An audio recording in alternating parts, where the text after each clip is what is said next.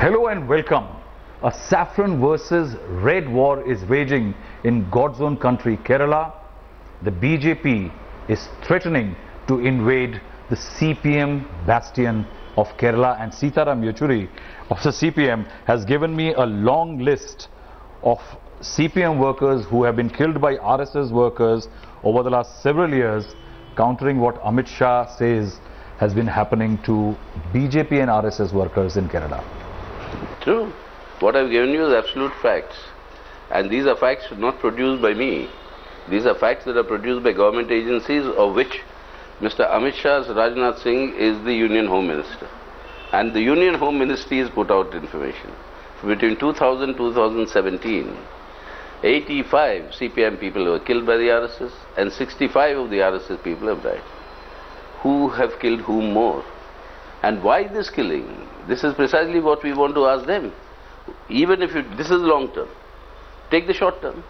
Why is this current vicious cycle of violence begun? It's begun from the day the results of the assembly elections were started being announced. In our Chief Minister's constituency, the victory procession was bombed by the RSS. Our comrades were killed, and thus began this. This is post-May 25th. Post-May 25th. 13 of our comrades have died, 13 of their people have died. This vicious cycle of violence, once it begins, it can only be controlled through political intervention. Because it's a cycle which has its own logic. Has the CPM intervened? Has the LDF government intervened? As a party we have intervened, as a government we have intervened. As a government, all party meetings were called. At that all party meetings, RSS does not come because it says it's not a political party. BJP comes and says we are a political party, but the killings are done by the RSS, so why are you asking us? So this division of responsibility. But do they admit in as many words that the killings are being done by RSS? They don't. But their logic is, why are you calling us? We are not, they are responsible. So when the party calls, they come for some level of talks. It's happened in the past where this sort of vicious circle has been broken, ended. We are appealing to them, but now they seem to be determined not to end this vicious cycle. Sita, I will just go back to a bit of a statistics which has come from Kerala Police, that there is a record of something close to 96 political killings. Political killings as in political killings. And that was since 1996 to 2000, 2006 to 2011, and May 25th, 2016 onwards. These are the times when the LDF was in power. Now, what is interesting is that not just CPM or BJP or RSS cadres have been killed. There have been 5 Congress, 4 IOML, 2 PFI, and 3 non-political persons who have been killed in political killings. That perhaps also is a statement that there is something volatile and violent happening in Kerala. No, I mean, you see, this is, if you compare this with any other state, this doesn't stand out as something... Political killings? Political killings. It doesn't stand out as anything extraordinary. I mean, you know, this happens, it shouldn't happen. That's a different issue altogether. You see, in politics, I mean, democratic politics, if you have and I have a difference, we go to the people, let them decide who's right, who's wrong. Now, this sort of killing is something that has to be abjured. But then why and who is the one that starts this spiral? That is where my point is, that you know, look at the history of the RSS. Every single judicial inquiry into communal rights in our country has pinpointedly targeted the RSS and its political arm, whether it was earlier Jansangh or today's BJP, as being responsible for creating that violence and mayhem. This is the history on record. These are honorable judges of High Courts and Supreme Court who have given these reports. Now, this is the... No, but we have also had a history of political opponents doubting the reports of judicial commissions. Your party also has done it. No, judicial commissions we are not doubting. You have. In Gujarat, we have seen it happen. Gujarat. I mean, the whole what has happened in those Gujarat riots of 2002. I mean, yes, the point is, fact is that, Sita, isn't it also time that you have a party president of a national party in power walking on the streets of Kerala saying that something is happening, something violent? Isn't it also a reflection on the law and order situation? Why doesn't the Kerala government clamp down on these elements? irrespective of whose side they are on, which politics, color of politics they are pursuing, Isn't it, had it been happening in UP, this is what I think the narrative would have been, that why don't you clamp down? Why did you shut them? Yeah, that is what is happening. How many of RSS and BJP men have you put them behind bars? I'm sure they are, and then the government will be able to give you the answers, I mean, and the figures. But they are doing this. And compare it with UP, since you've taken the name of UP. I mean, what is happening in that state? What is happening in the name of Gaurakshak Samitis? What is happening in the name of your anti-Romeo squads? The vigilantes. Vigilantes. I mean, isn't it also that perhaps don't you think somewhere that this vigilantism could well be those who want to protect this CPM turf? They are acting and ensuring that nobody else comes up there. Why do we require this violence to protect the turf? In a democratic elections, we won with a massive majority. Why do we require to take recourse to that? Those who have lost. No, maybe there is a possibility that you're on top of the Petronas tower and you don't want anybody to get into the lift or the ground floor. You don't want the, like at one time in ABVP, to come up in JNU. No, but this is not the method. We will not allow them to come up politically, democratically. And we have done that with the RSS BJP in Kerala. Why is it today? I mean, you just see, I mean, the BJP president going to Kerala has got another important motive. And I mean, that must be understood. Why do you think Amit Shah is there?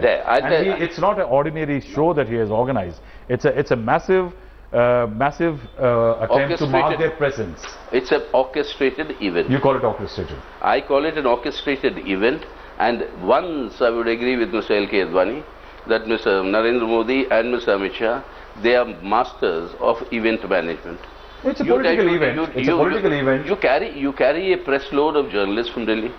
You make them all excellent arrangements for them to stay there. What else will they do but report what you're doing? And why was this being done now? The country is in shambles. Your economy, absolutely. Economy is in complete, I mean, virtually at the verge of destruction. And you have this social situation and these vigilante groups running amok. And in that sort of a thing, this is a classic diversion. A classic diversion where all of you, all the channels will now be involved in this discussion. Whereas the real issues before the people and what is happening to their livelihood, that is just not coming on to agenda and for discussion. Your monsoon has failed in 1/3 of your districts. And it's failed in some of the poorest districts in our country. What is the plight of the people there? What is the government doing? Do you think that a party president goes to a state, takes out a strong protest just as a distraction, or the BJP is saying, admitting that it has serious political plans as far as Kerala is concerned? So if they are doing something politically, there has to be a larger political motive behind it, not just a mere distraction. You see, what is the political motive do you see there? Political motive is not a new one, it's been an old one for the last 40 years. You please understand, what is the political motive? The BJP can only grow and expand its social base through the process of communal polarization. It requires to consolidate the Hindutva communal vote bank. Northern Kerala, where all these disturbances are happening, is an area which is predominantly Muslim populated. That is its demography. And BJP always finds this the catchment area. That is their fertile ground. Where there is a larger number of minorities present, they want to sharpen communal polarization.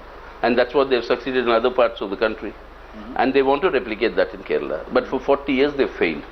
They failed precisely because of the culture. They won a seat last time. I'm sorry? They won a seat last time. First time in the history of independent India. So they are succeeding? Yeah. First time in this independent India, they won a seat. And how they won a seat, that's a different story. I mean, that will come down to it. I mean, who helped them what.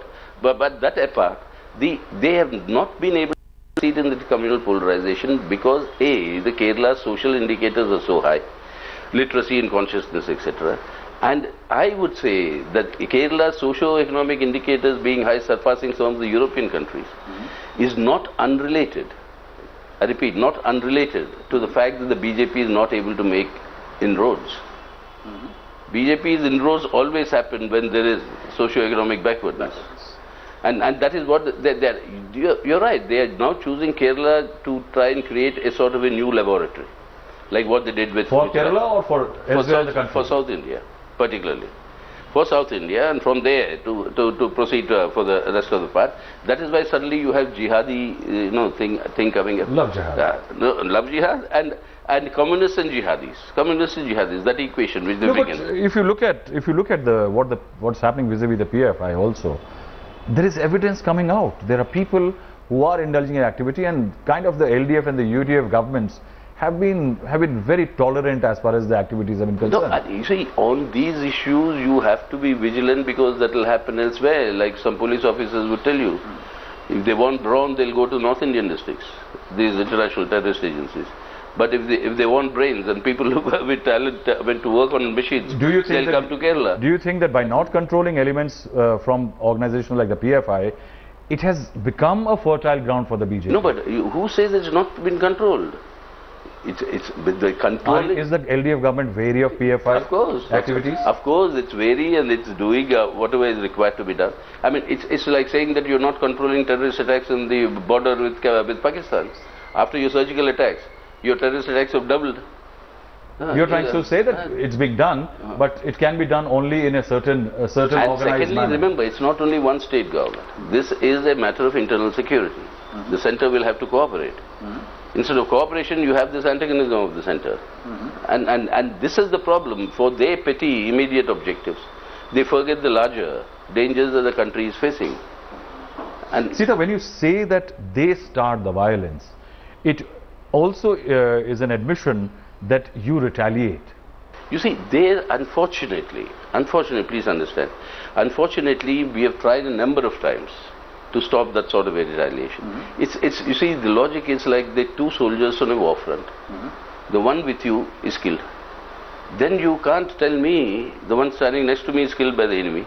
You can't rationalize with me saying that no, I don't go around shooting. When you say that there are two armies in front of each other in an eyeball to eyeball confrontation, and there are two soldiers, one kills, other kills, it also means that there is an army on both the sides. Yeah, no, that you have hostile, volatile and violent elements on your side also, which eventually retaliate and seek revenge. When an attack comes, we have to be prepared for self-defense.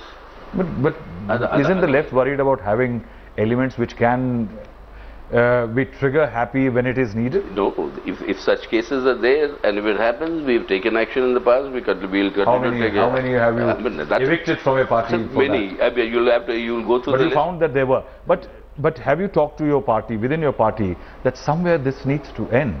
Of course. You know, no, but how do you end it? That is the question. I mean, they put it to me, the party leadership. How do you end it?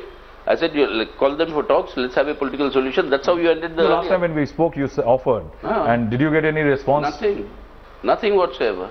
You offered Amit Shah and the RSS for talks that CPM is ready. And today somebody asked me, Mr. Amit Shah is there in Kerala, so why don't you ask your people to talk to him? I said, before I could convey to that, Mr. Amit Shah left Kerala. I don't know why he cut short his program and why he left from that place, so that only he can answer. But he's gone from there. What do you also, it's this time around, last time around Mr. Arun Jaitley, the finance minister, met. It was a civilized affair. He met the victims of CPM and LDA violence, and then he held a press conference. This time around is different. This time around Amit Shah has Yogi Adityanath participating in the Jan Raksha Yatra. What do you have to say about Yogi Adityanath's presence and protest? You see, number one, I completely disagree with this sort of politics that elected chief ministers of different states go for political campaigning in different states. Is there something wrong there? Yes, there is, because you see, if it's an election campaign, going and addressing meetings, asking people to vote for your party, it's understandable. Here you're going on a tirade against an elected state government. I mean, you are an elected chief minister there, and any other chief minister coming into your state and directing the campaign against you. Not in an election. It's kind of an unwritten protocol. It's never happened before. The parties may protest against you, but chief ministers don't come into each other's territory and protest. No. Secondly, somebody like Yogi Adityanath, with his own personal track record, with his own... What is wrong with Yogi Adityanath? What is wrong with Yogi Adityanath? You see his personal track record of the number of charges and cases against him. But because Yogi Adityanath has gone and hit you where perhaps at your strong point. He says that you should come and see the hospitals and the medical facilities in UP. Learn from UP, he said. My God, you learn from UP where children are died because of lack of oxygen. And go to UP, let the chief minister go to any hospital in UP. Let him come to here in Noida, Let it come to these hospitals. Who are the nurses there taking care of the people? Nurses means? The medical staff and the hospitals nurses. 99% would be from Kerala. It is the Kerala people taking care of the patients in UP. Mr. Chief Minister, please recognize that. You are trying to say that UP can't talk in terms of health system in comparison. But it's ridiculous for UP to talk in terms of that. Otherwise, the economic and social indices in Kerala would not be surpassing some of the European countries. And that is why, I mean, please don't come and preach all this there. If you have political differences, but Sita, aren't you also worried? There is one fear which a lot of experts have, that with the BJP getting very aggressive in states like Kerala, which are your bastions, and at one level, the Congress losing ground everywhere in the country, there is a crisis. That one, the space of the centre is being lost. Second, the extreme left does gain a ground at a time when there is Narendra Modi and Amit Shah. Isn't the left very worried about that? No, why is they worried? Because I tell you, you bring them into the sphere of democratic politics, we are very confident that the people of our country will decide, like they have decided in the past. Now the point is that they resort to these sort of undemocratic or anti-democratic activities of violence, of browbeating, of intimidation, or straightforward. Which you are capable of no, or straightforward buying up. I mean, I am not capable of carrying a plane load of journalists and going there for to mount a campaign. I mean, that sort of resources I don't. I mean, unless I do demonetization or something after I come back, I mean, I can't garner that sort of resources. So, if you are going to do all those sort of things, then they'll have to be answered only democratically. No, but are you worried about the extreme left incursions? No, extreme left incursions will... Because the element which is ready to today pick up cudgels with the BJP and the RSS, because the right wing is asserting itself, somewhere could well be co-opted by the extreme left, and that's where the left could be a loser. No, by the sense, you see, the violent versus violence is not the answer. Aren't you afraid that criminals, I've heard that in Kerala a lot of bootleggers, smugglers and criminals are becoming part of this battle. Scores are being settled through this. Which is why the RSS and the BJP is in trouble in Kerala. In order to settle scores and use these tactics against the left, they unscrew. But the reports are that on both sides. But look at the corruption charges against the BJP leaders. But why isn't the Congress with you in this? Well, that's up to them. Ask them. No, but you can take them with you. You have beaten them, and they have beaten you.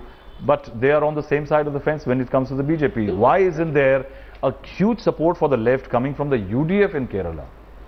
No, I mean, I think so. That is why these election results have shown. A lot of the support base of the UDF has moved to the LDF. Otherwise, this sort of a sweep in elections wouldn't have occurred. Because Kerala is very polarized, electorally polarized. When you said that there is a distraction, a smoke screen being created and Kerala being treated as one, let's talk about the economy. Government cut down excise on petroleum products, diesel and petrol by 2 rupees. Will the Kerala government cut down on its own VAT values? VAT values are on the basis of, they're on the value, no? Maybe 1 rupee, 5%, no, 2%? Symbolic. Symbolic. Why does the government just roll back the entire hike in excise that it has done? No, but there is a crisis to that. No, hang on. The centre the states charge VAT, and they get 42% of the central excise which is collected. So actually, per litre, it is the states which are earning more and more for the states. Ad valorem. VAT is ad valorem. Yes.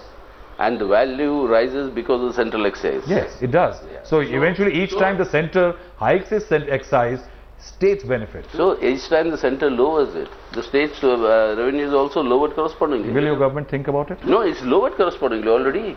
The 2%, which has come too little too late, number one. Number two, remember, international price of oil had fallen by 85%. Your excise duty went up by 125%. 11 times.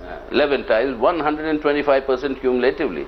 Which means what? You have complete loot of the people. You withdraw that excise. The RBI has refused to bring down the repo rate. It has refused to make lending cheaper. Is that a crisis? Because they are also saying that inflation and GST are two serious worries as far as the slowdown is concerned? I don't think the RBI is wrong in just saying that. Lending cheaper, if you make it, what is the result? You see, you are barking up the wrong tree. The problem is that the government thinks that if we give easy finance, easy capital, the investors will borrow and invest, and then the economy will grow, employment will come, etc. But elementary point, please understand, elementary point, if the investor invests, he produces something, no? There have to be people to buy that product. People need to have money. You are ruining the purchasing power in the hands of the people, and you are saying, I'll give you cheaper credit. Which investor will come to produce anything in the country? So let's take this. You are saying that there is a smoke screen, there is an attempt to polarize, the government is failing, so it's doing all this. So what is the CPM's next step going to be? How are you going to tackle the BJP invading Kerala? No, I don't think they will. I mean, does the Politburo have a plan? Obviously, the plan is to mobilize the people of Kerala against what they are doing, and that we are doing. Is there a counter yatra for a yatra coming? Why should it? It's unnecessary. What we need to do is to go to the people, which we are doing, and mobilizing the people, and I am very, very confident that the consciousness of the people of Kerala is such that nothing of these dramas, these jumlas and these event management is going to work. That is definitely, we will give our democratic answer, and that answer... But the democratic answer has had a bit of violence to it. They started. They started, and that's why we are telling them stop it. We are willing. Will you end it? We are willing. You are the government, you can end it. No, if we end it unilaterally, they should not end it too. Are they prepared? No categoric answer till date. Every single attack has been initiated by them. So there can be no categoric answer to the query that when will the tussle between the BJP and the RSS and the CPM end in Kerala? Please ask the RSS and the BJP, and before the people of Kerala could ask that question, the BJP president left, unfortunately. Thank you very much for speaking to India Today, sir.